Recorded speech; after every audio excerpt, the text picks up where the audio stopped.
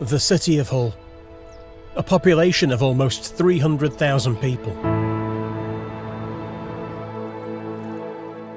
A city built on stories of community, close-knit families, neighbours supporting each other in times of need. But on the streets of Hull, there's another story that needs to be told.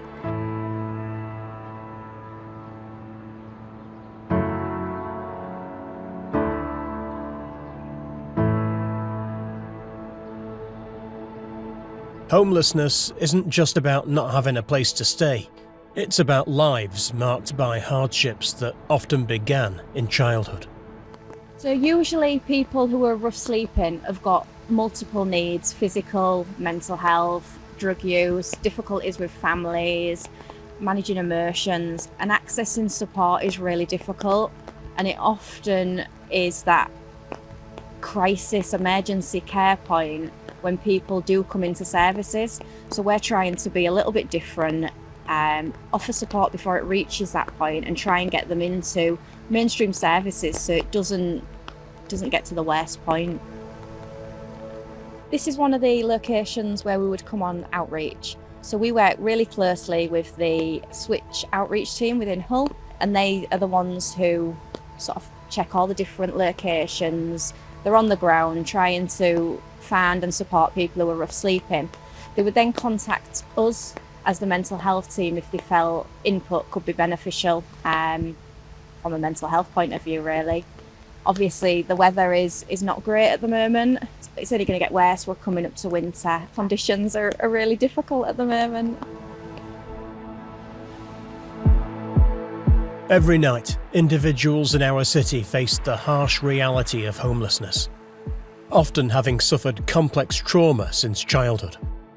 Living on the streets, sofa surfing, or being at risk of homelessness means that these people never feel safe.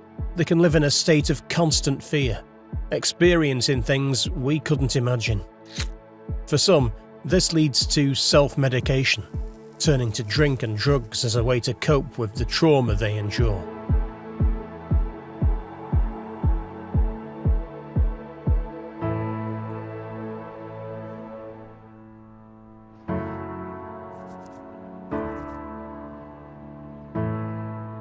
The current known number of rough sleepers in Hull is between 20 to 30 people on the streets at any one time. A further 80 to 100 individuals return to and from the streets on a frequent basis. Plus, there are approximately 350 people in hostel and short-term accommodation in Hull, including the complex needs setting at Russell Street and the hostels at Westbourne Avenue and Great Union Street. The recent closure of William Booth House has put further pressure on accommodation for homeless people. I think the hostels do an amazing job, but they really help people to move on. We have had some really good outcomes of people moving on from street to hostel to home. I think people really need the hostels, and it just proves that the loss of the William Booth hostel recently has had a massive impact in terms of how many people we have actually got on the streets, how many people are not able to access a hostel currently at the moment because the waiting lists are massive, and people are not moving on from hostel to home more simply because the housing is not there. We don't have housing provisions as much as we did back in 2-3 years when we first started the homeless mental health team. So we are kind of stuck at the moment in terms of moving people on, but I do think the hostels provide that interim support in the meantime.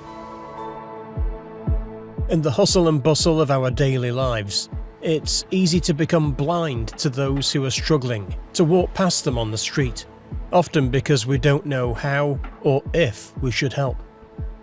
They are the forgotten, the overlooked, the marginalised. Their stories drowned out.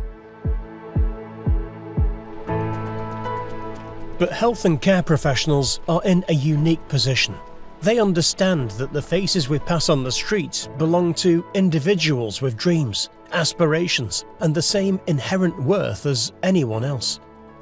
And together we can ensure that those in this marginalised position are welcome in services which not only provides people with care and practical support, but gives people hope for the future and communicates that they are valued members of society. Every day, the Hull Homeless mental health team works tirelessly to restore dignity and hope to those who need it most. The people they work with all have a traumatic story. They're often angry and feel like they're continually hitting brick walls when seeking help, especially where addiction is a problem, leaving them feeling rejected, which only compounds feelings of loneliness and low self-worth.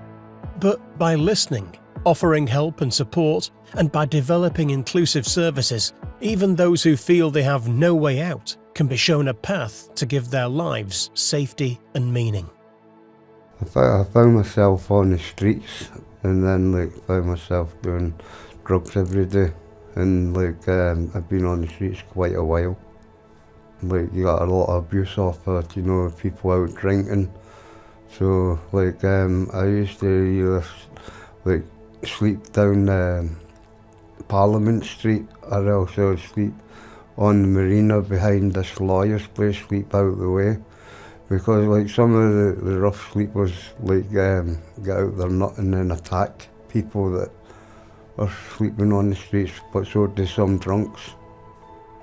I used to sit and beg, and they used to come, and some people would help you. They'd either get you coffee or sandwich, and other people would give you money, but a lot of people would just look at you as if you were a piece of shit. Didn't see a way out. It was just I was on the streets quite long. And then I think it might have been Mel's outreach workers coming around, and then eventually got into the crossings. And then I thought it's time to come off drugs and sort them out. And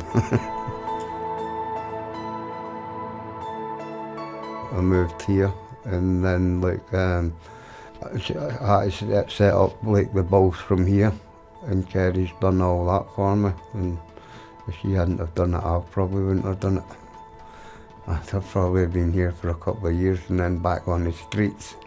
But she set up all my bills, so it's it gets paid direct debit, so there's no chance of me losing my place because everything's getting paid. Yeah, the mental health team have been really good. They've supported me and they've helped me to get where I am today. And if it weren't for them, I never stepped in and spoke to Emma from mental health. I would have probably just got kicked out of the crossings and been back on the street. And, because all before, when I've been on the street, I never had any support, and my mental health was very low, and it's probably halfway at the moment, and that's through the help of the mental health.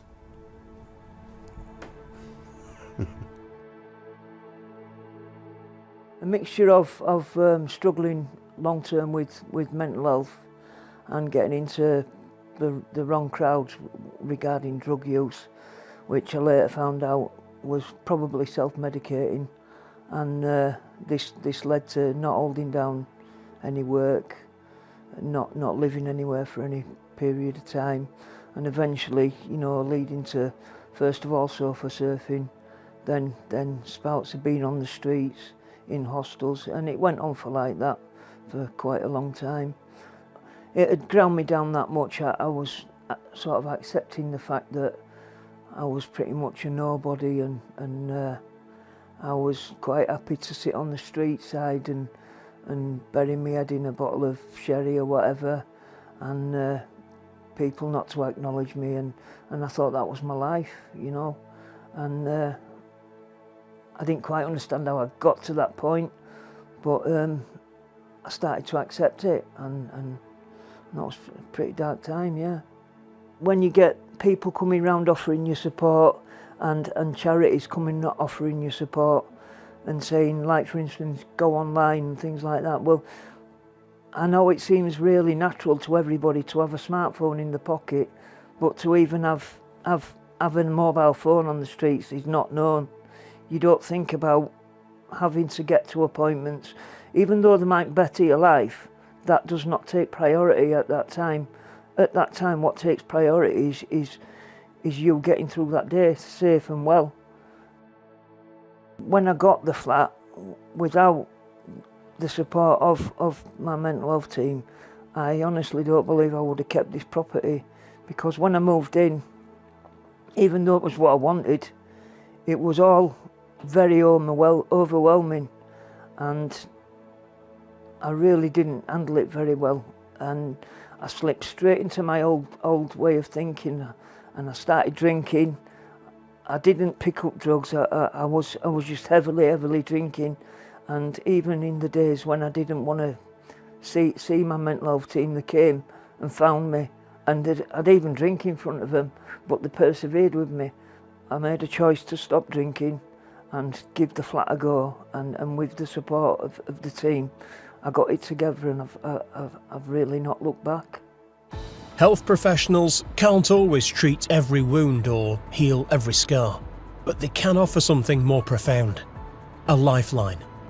A past can't be rewritten, but we can empower those who feel they don't have a future to reclaim it and make the most of their lives. Through our unwavering dedication, the unseen can become visible, the ignored can become cherished, and the forgotten can find their place in the world. Sometimes it's easier to look away. Sometimes it's easier to walk past.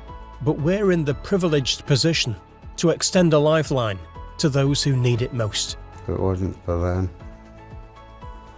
like, they helped me sort my life out. It's emotional. It is really emotional. Thinking about what it was and what I've got now is night and day. It's an absolute difference.